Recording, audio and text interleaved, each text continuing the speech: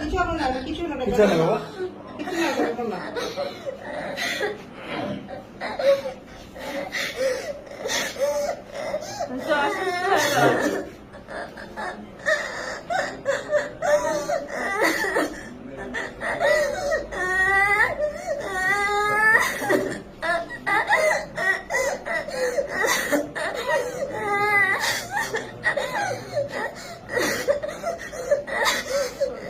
আচ্ছা আমু, তুমি কেঁদো না।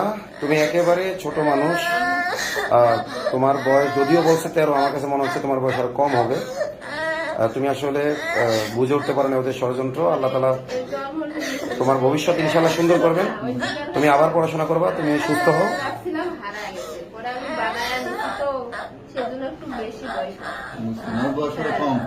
না না, আসলে ক্যামেরায় আপনারা বুঝতে পারছেন না হয়তো, ও কিন্তু একেবারে ছোট মানুষ। হ্যাঁ, একেবারে ছোট মানুষ।